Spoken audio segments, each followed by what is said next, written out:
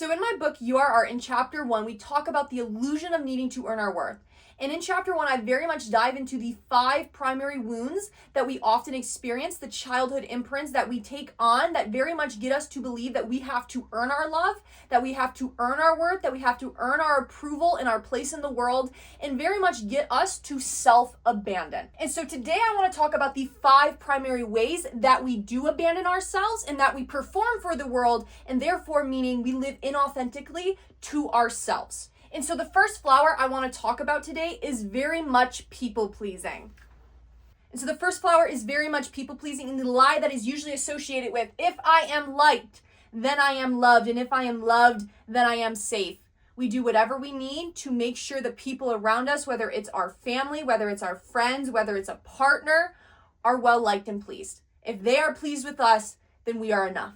Then we're good enough. Everything's fine. Everything's safe. And people pleasing very much shows up as keeping the peace at all costs, suppressing your own needs, avoiding conflict, weak or non-existent boundaries, saying yes when you want to say no, overthinking every text message or thing you're going to say to that person, apologizing for things that are not your fault, fawning in stressful situations, and making yourself smaller to maintain connections. Those are just a few of the ways that people-pleasing very much shows up in people's lives. And if you read my book, you'll see on how I share my own personal experiences when I was very much a people-pleaser because I was very much self-abandoning. Because at its core, people-pleasing is very much a nervous system strategy.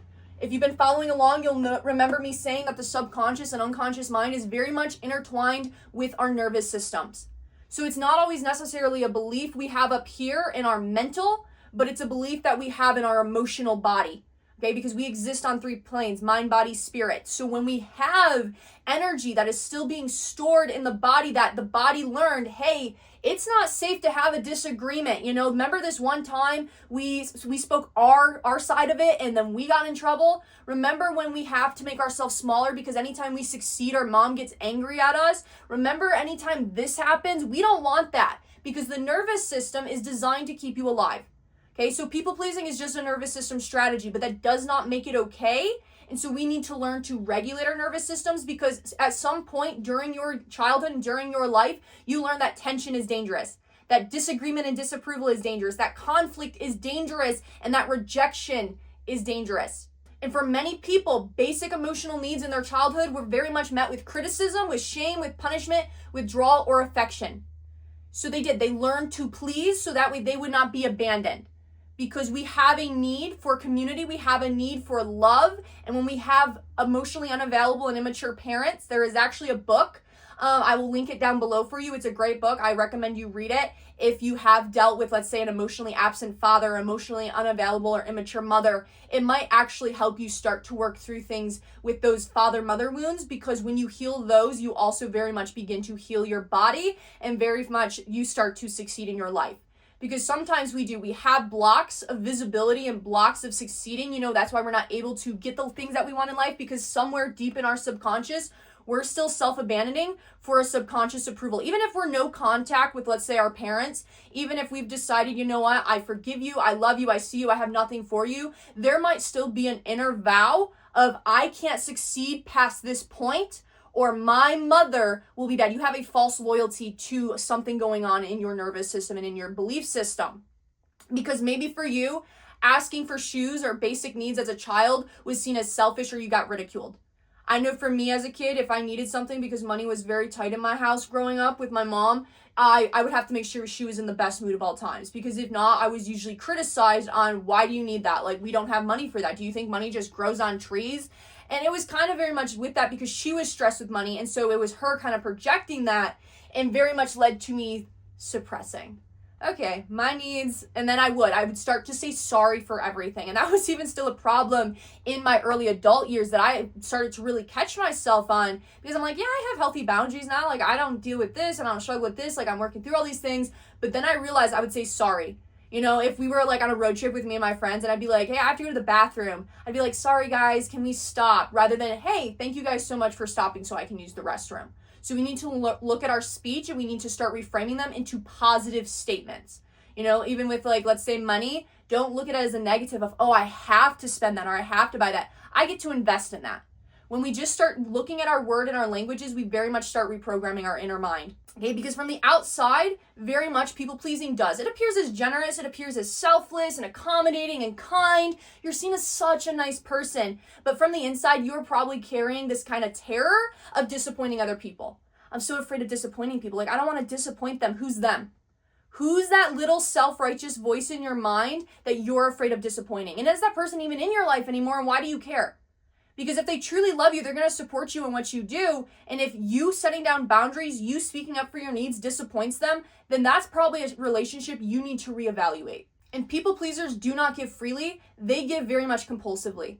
Because somewhere in your childhood, you learned that your worth is very much conditional based on how you please, based on how you perform, and based on how you give. And we're going to talk about overgiving here shortly. But this, I want to make a note here. This is very common.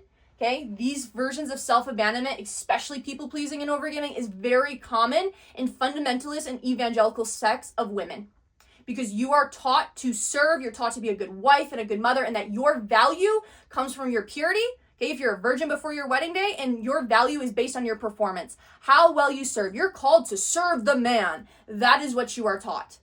And so therefore you abandon yourself for a religious hierarchy system, and you abandon yourself for another person, and therefore you start hemorrhaging and leaking your energy, and you become very much a husk of a woman. And that's why I see a lot of women who just do not have life in their eyes, and they're tired, and they're basically doormats. Because they were taught to perform and to abandon themselves to please other people. And the message with that very much becomes you are valuable because of what you do, not because of who you are, because that's also religion in a nutshell. Religion is very much built, especially Christianity, on you are not worthy, you are not good enough, you are a sinner, and some man had to die for you. That gift is purely by grace, so you should be thankful. And it's just shame, it's fear, it's guilt, it's condemnation, and that's none of the things that actually the Eastern text meant. That is Christian theology that was built much later by men. So if you are in that sect and you are watching that, you need to really think about why you believe the things you do about yourself. Because they might just be the things very much contradicting and holding you back from the things that you want in life, because you're abandoning yourself for other people's belief systems on what they told you that you had to believe in order to be saved. Because the healing question with people pleasing is, who am I performing for? You need to ask yourself that. Who am I performing for, and why do I think I have to earn their approval? Why do I feel as though I have to be liked? Because with this, it's very much also, well, I don't want to be a bitch. I don't want to be seen as rude for having boundaries. I don't want to be XYZ. We get these kind of ideas, especially when that little voice whispers in our minds, oh, if you put down your boundaries, if you speak up for what you need, they're going to be mad at you. And again, if somebody's mad at you for having boundaries, that's probably not a relationship you need to have in your life, / you need to have a hard conversation with that person. Because some people only like you based on what you do for them. So who are you performing for? And why do you feel you have to perform rather than just be? Be who you naturally are. Flower 2 is about perfectionism, and the lie with that is my worth is determined by my performance. And sometimes we like to confuse perfectionism with having high standards of excellence. They are not the same thing. We should strive to do the best with what we can and with what we have. But perfectionism is about protection. It's about becoming so flawless that nobody can reject you, nobody can criticize you, nobody can shame you, and ultimately nobody can abandon you. And perfectionism shows up as a few different things. Overworking. You got to work hard. You're constantly working at it. It shows up as fear of failure. Shows up as procrastination. Shows up as obsessive self-criticism, fear of visibility, fear of judgment, maintaining appearances. You'll read in my book how I try to set out to create the perfect life, because all of these are still connected underneath in the roots and they show up in different ways. It shows up as nitpicking every detail about yourself or the project or whatever it is you're doing, never feeling finished and never feeling enough. The perfectionist believes that success will finally make them safe, and that yet no achievement ever feels sufficient, because the goalpost will constantly keep moving. Because there's no such thing as perfect. There is no such thing as perfect mastery of something. There's always room for improvement. Because the wound isn't incompetence, the wound is worthiness.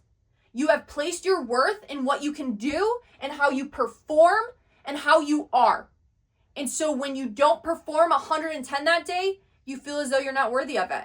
Perfectionism is also beating yourself up, constantly evaluating your old work based on your current state.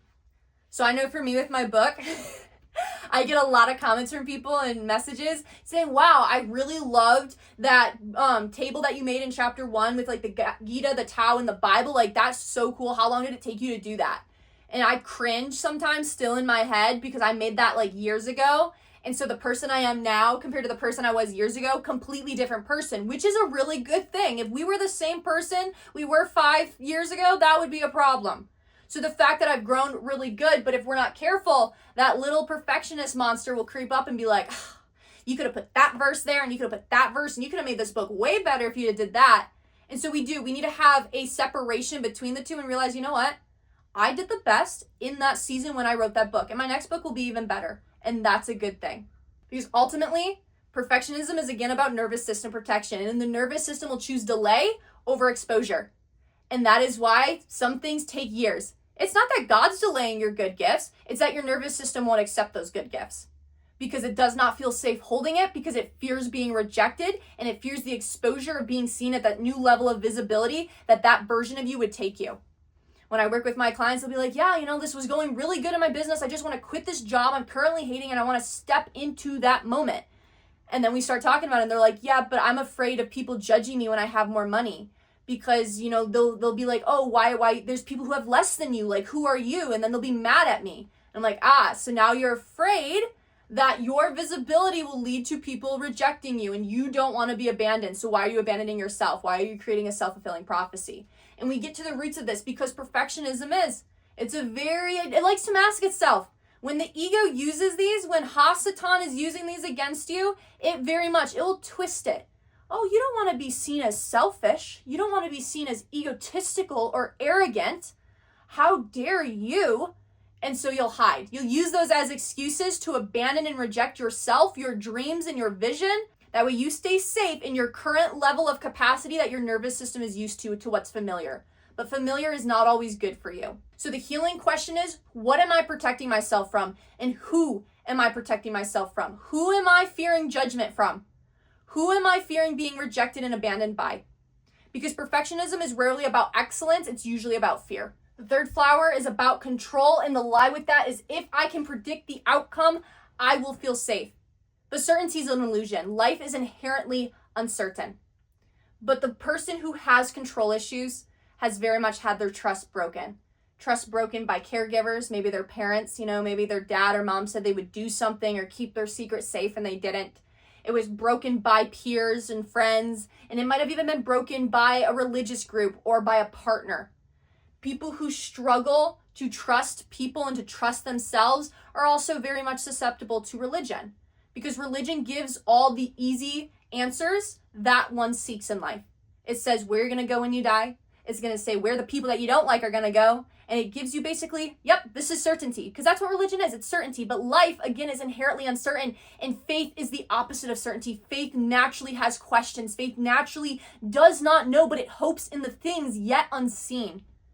So when you truly grow in your spirituality, when you truly begin this journey, you are going to be uncertain times. There will be times that you are very much in the wilderness, and that's okay. But if you have trust issues and you don't even want to trust in life, if you don't want to trust in God, because usually our idea of God is very much shaped by our idea of our parents and the idea of the sect that we grew up in our version of religion. So if we grew up in very much a micromanaging kind of parents, then we feel as though God's always watching us. But if we realize that life just loves us and that we are already loved and that we can trust life, we have to begin to repair those trusts and to repair that relationship.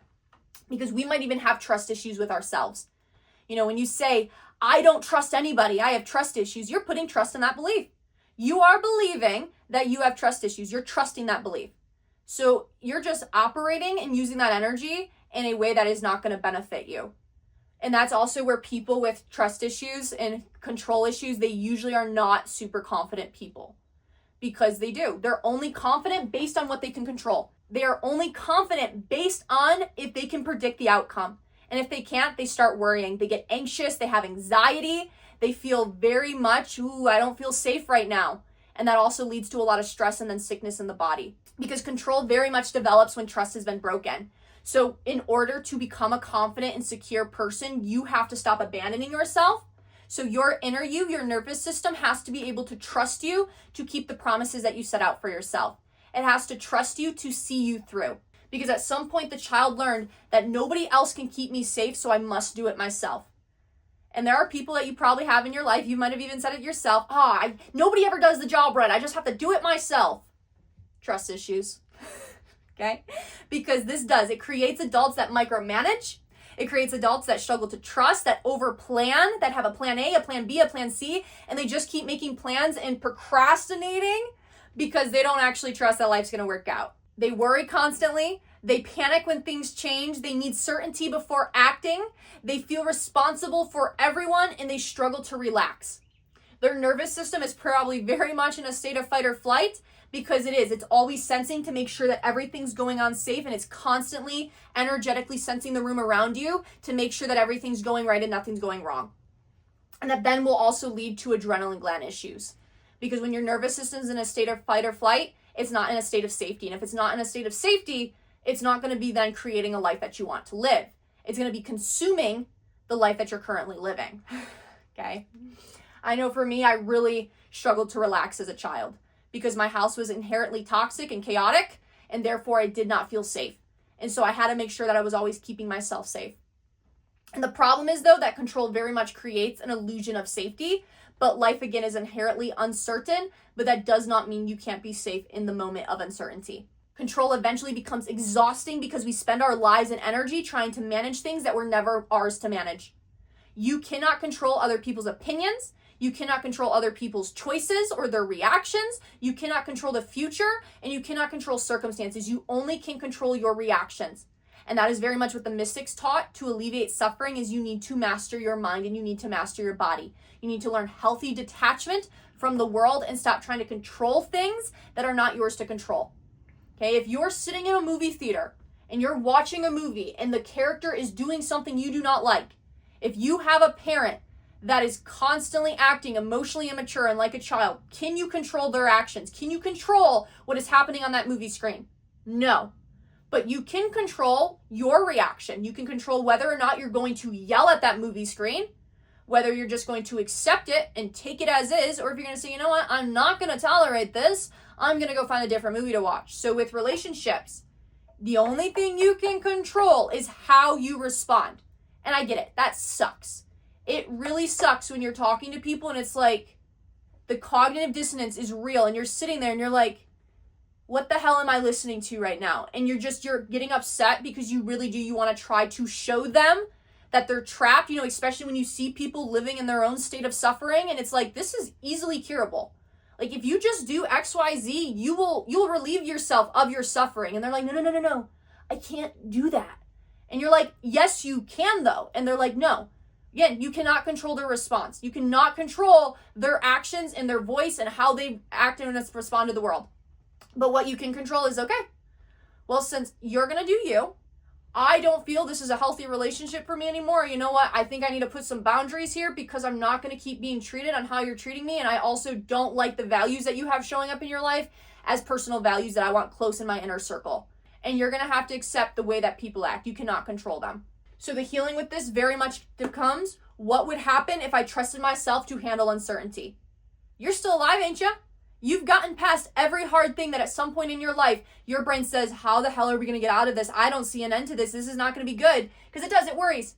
When you are not trusting in life, you are very much worrying about worst case scenarios. You're like, what could go wrong? What could go wrong? This could go wrong. You know those mothers that they're like, oh, do you have your pepper spray with you? And if you do this, don't go to LA alone as a woman. Like, that's very dangerous. Like, you could get sex trafficked and everything else. They're constantly pouring their negative energy and their worry over you. And that's also where you need to be aware. And you need to have that kind of energetic shield of, don't put those curses over me. I'm not going to let you speak that over my life. I am safe. All will be well with me. And I'm going to think of the best case. And then you need to be, aware of your surroundings. Because peace is not found through controlling life. Peace is found through trusting yourself within it. When things unexpectedly happen, which they will, okay, you cannot plan for every single little thing. You have to have such a deep trust in yourself that you are the rock in which the waters break. That when something tragic happens, you can respond accordingly and you don't let that thing consume you.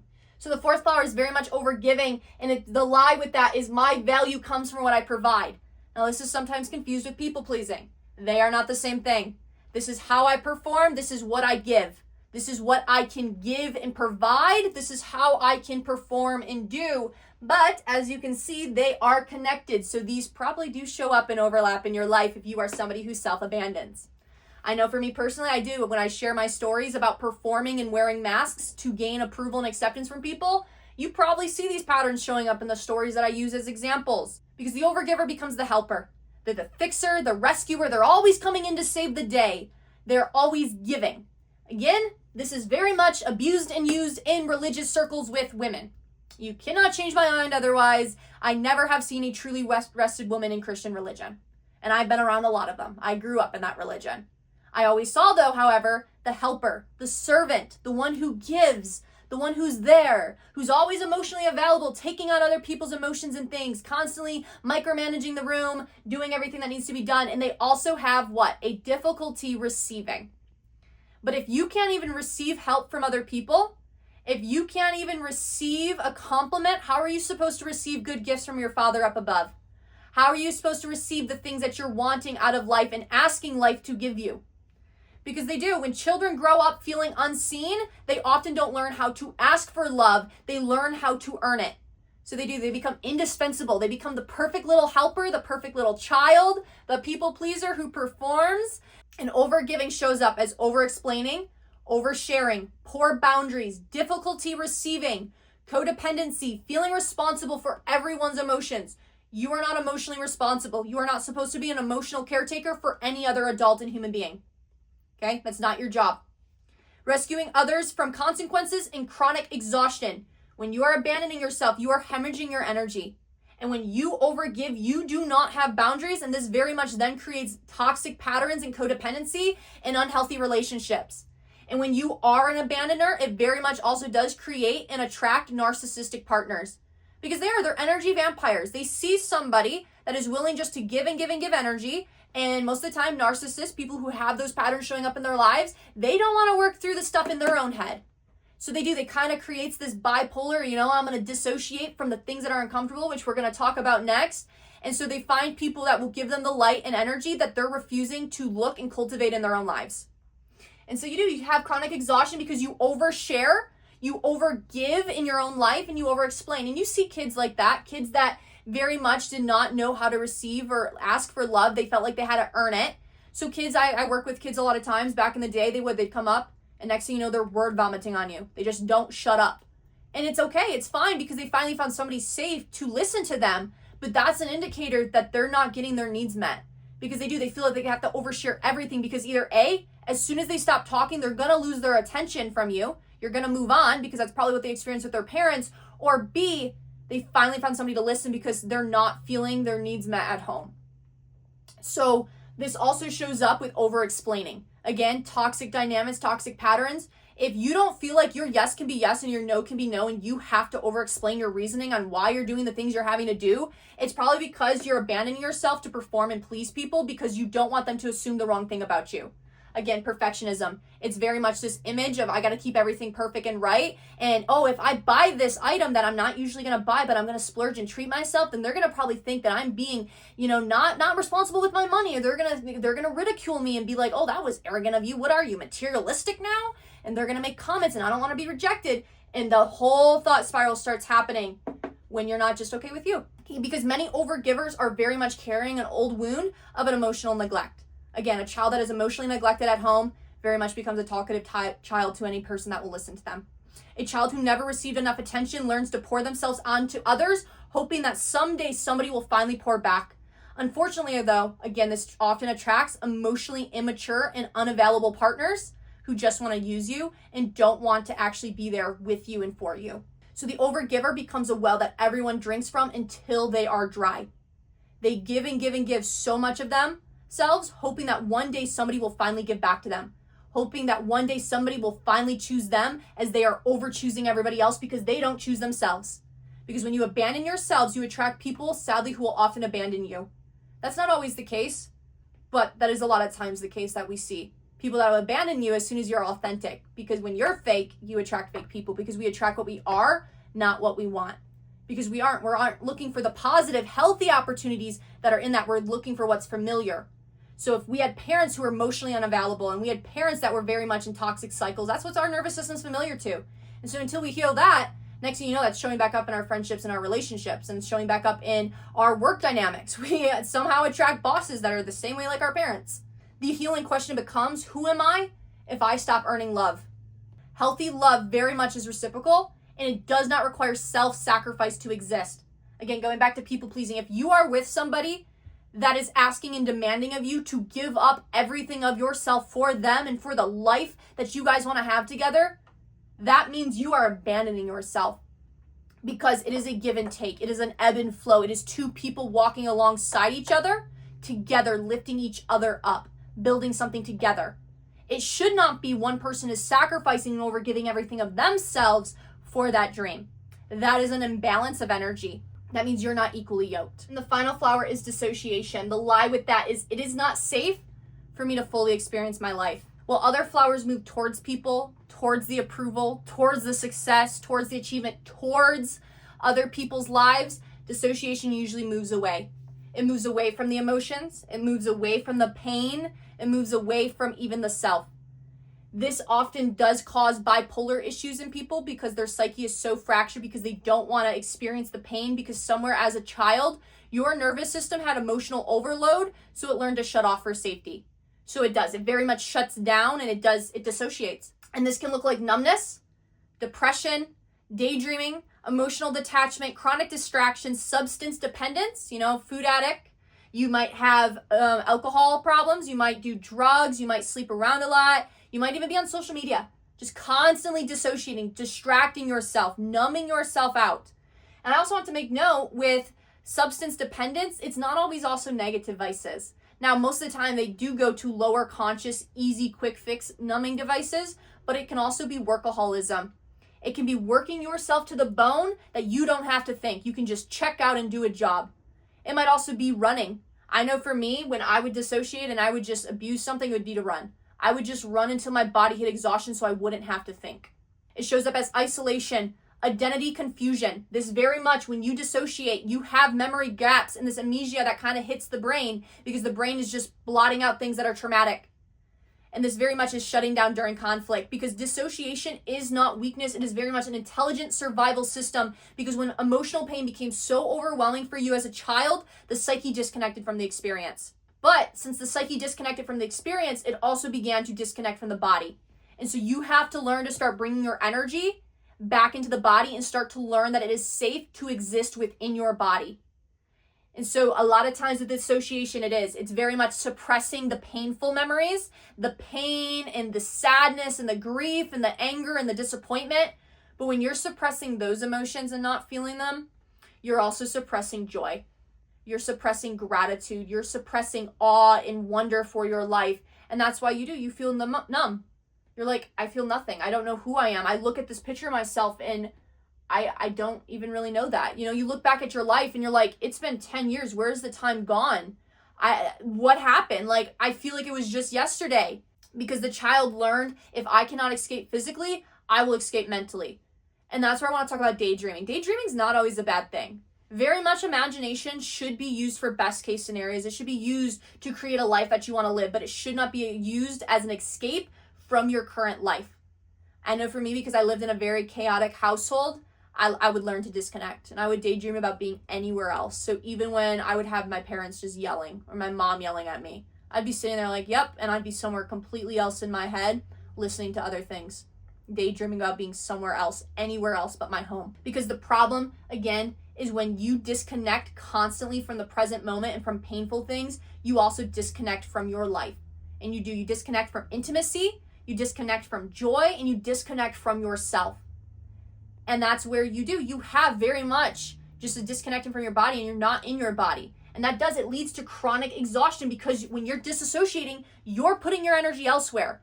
And so if you are very much disconnected from your body, your energy is probably trying to constantly be out of your body, because it's not safe to be in your body. That's what the body and nervous system learned. So you might be eating right, you might be having a good sleep schedule, you might be working out, and you're like, what's going on? I'm just constantly exhausted and fatigued. You're abandoning yourself. You're trying to dissociate. You're trying to separate yourself from your current moment because the body does not feel safe. So you have to learn to visualize pulling that energy back into your body, back down to your heels. You have to learn to start regulating. It is safe. All is well. I'm here. Practicing that mindfulness, practicing that meditation in the moment to realize it is safe to exist in this current moment. I don't need to escape physically. And I also don't need to escape mentally. I can have hard conversations. Healthy conflict and having healthy conversations is a good thing. Not every conversation of disagreement needs to end in an argument or rebuttal of me. I know that might have happened when I was a child, but that doesn't need to happen now. And that actually healthy relationships, they have conversations, and it's not me attacking you, it's us attacking the problem to find a solution. But we need to learn those things so that way we don't isolate ourselves. Because people who dissociate, they pull back from the world because they don't want to be rejected. They don't want to be abandoned because they usually also have fears of not coming off perfect and not being good enough. So they isolate themselves so that way they don't get rejected. They reject themselves in a self-fulfilling prophecy so other people don't reject them. They reject their dreams. They don't start on their dreams. They procrastinate because they don't want to feel that feeling of not good enough, that feeling of rejection, that feeling of abandonment. And the healing journey very much becomes when we learn to return safely back into our bodies, to our emotions, and to this moment right now. Because that is at the root of all of this, it's self-abandonment. Because at some point in your life you learned to abandon yourself to perform, to prevent others from abandoning you. Not realizing that that was then very much creating a self-fulfilling prophecy, because when we don't choose ourselves, other people won't fully choose us either. Because when we aren't fully authentic, we don't attract fully authentic people. And that is kind of the paradox that a lot of people struggle with, is they're like, yeah, I'm afraid to be myself and be authentic and I'm going to get rejected. I myself have struggled with that. I'm human too. I'm experiencing the same human experience that you guys are. When I started first putting out my YouTube videos, I was like, every single person's going to fucking hate me. Because that was my experience. I very much did get ostracized from close family and friends speaking up about how the religion was very much fucked up. But when I actually started putting them out there, I actually got the opposite response. You know, my Merkava video, that was actually probably one of the most terrifying videos that I put out. I'm going to be completely frank. Because that was the most authentic video to myself, because I very much like talking about the woo-woo stuff, because I've experienced it, I know it, I see it. But if most people can't even get on the same page historically and context about their Bible, they're not ready to have that conversation. So it's like, this one isn't even really rooted in like, here's facts, you know, here's the language, because certain things cannot be taught, they must be experienced. So if somebody hasn't experienced it, it's kind of like the Plato's theology of like these cavemen are in a cave and they see these shadows on a wall and they're like, yeah, this is the truth, this is the light. And then one person gets out of the cave and they see the sun and they're like, oh, that's the light. And so they come back and they're trying to tell these people, hey, there's actually like better things out there. Like, this is actually a cage. And they're like, you're a fool, you're a liar, who are you? And that person gets rejected and abandoned. Except that video also is one of my best performing videos to date. When you are authentic and you have the courage to be yourself and to choose yourself, I promise you, the right people will choose you. And you will very much quickly evaluate and you will kind of sift out the goats from the sheep, and you will get all the people that aren't meant to be in your life out of your life. And isn't that a good thing? Sometimes I think we get so much these fears in our minds of like, oh, if I keep succeeding, then these people aren't going to want to be my friend anymore. Good. Like, yes, you might have history, but stop being loyal to the past. If they will not support your future, why would you want them in your life? Why would you want to drag along that dead weight? Now, yes, it might not be a bad breakup. It might not be like, oh yeah, we hate each other, but it might just be respect of, you know what? I'm really thankful for the season that we had, but this no longer aligns with the person I now am becoming. This no longer aligns with my most authentic self. I've had to have those conversations. I have. And they were hard in the moment. I was like, man, I feel like such a bitch right now putting down these boundaries. But it also benefited me. And I'm also very in tune to the spiritual energetic realm. And I realized when I put those boundaries down, certain things that I could sense like pulling on my energy, stop pulling on my energy. So when you stop abandoning yourself and you start choosing you, people will choose you. I promise you that. The right people will find you and support your vision. Because the world does not need other performers. The world does not need you to create what you think it needs you to create. The world needs you to create what you were created to create. I am so sick of all the Etsy knockoffs. Start being authentic. Stop performing and just start being authentically you. Do what you can do better than anyone else. Me, I have a gift with pattern recognition. I see all of these things. And yes, in the past when I was bringing it up like, hey guys, the Gita says the same thing as the Bible, people that were not meant to continue on my journey, they did. They very much, you're a liar, you're demon possessed, all these things to me. And it hurt.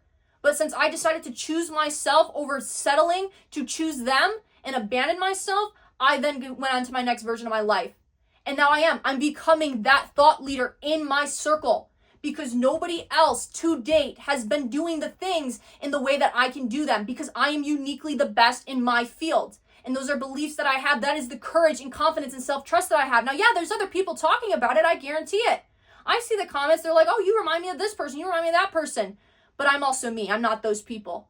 And so even though they might have done good in these areas, they don't have the same vision that I have. Just like if you're a photographer or you're a pottery maker or you're a mechanic, you might have dreams to create a certain way. Use it. Use your uniqueness to benefit you. And when you stop abandoning yourself and you start actually choosing those gifts, guess what? To whom much is little, then much is given. And to whom much is given, much is required. Because if you can be trusted with the little, if you can be trusted with your base level skills that you were kind of given to you, think of life like a video game, that basic package of an NPC, now you'll start getting upgrades. But if you can't even be trusted to not abandon yourself, why would life trust you with great, beautiful gifts that you would abandon because you don't feel safe holding them? You got to feel safe first holding yourself. And you got to learn to stop performing for the world and to start living authentically for you. Because ultimately, your worth was never something you had to achieve. It was something that you were intrinsically born with, and it's something that you are, not based on what you do. You are already enough. You are already worthy. You are already whole. You are already complete. You are already beautifully and fearfully, wonderfully made, and your dreams are already validated. The only one not validating your dreams is you. And if you don't even believe in your dreams, if you aren't even going to bet on yourself, why would you expect other people to believe in you and bet on you? But you should be waking up every single morning, always betting on yourself. Betting and believing in yourself, trusting yourself so deeply and approving of yourself that you know no matter what, you got you. You have your back because you are going to be with you for the rest of your life. Everything else outside here very much can change. Your health can very much change. You could wake up tomorrow paralyzed. I've experienced that one. But guess what? The mind, you in this beautiful little house is either going to be very nice and it's going to be a very peaceful place for you to live, or it's going to be a place that you tried to avoid. And if you don't know where you sit with a personal relationship with yourself, I've said this before and I'll say it again, go look in a mirror. Go look in a mirror, put your hand on your heart and say, I love you, and then insert your name. So I love you, Destiny Finn. I'm proud of you. And look yourself in the eye and let those words deeply land. Seriously, let them land. And say, I approve of you. I trust you. I'm thankful for you. Everything's made of consciousness. Everything is made of that imago Dei, that God source. Okay? So start speaking life to your body. Thank you, legs, for holding me. Thank you, shoulders, for supporting me. Thank you, eyes, for continually seeing the beauty in my life. And start speaking life and love over yourself, over your life, and over everything that you want to have in your life. Believe ye have received and ye shall receive. But go look in the mirror and see that. Because if it's uncomfortable, if the body tries to reject it, if it tries to dissociate and numb it out, and this is uncomfortable, I don't want to think about this, that says that you're having thoughts of abandoning. That says that you're having belief systems of abandoning. So now the question is, what inner work do we need to start doing? What shadow work, as Carl Jung talked about, do we need to work on doing to bring in the fullness and that completion of ourselves?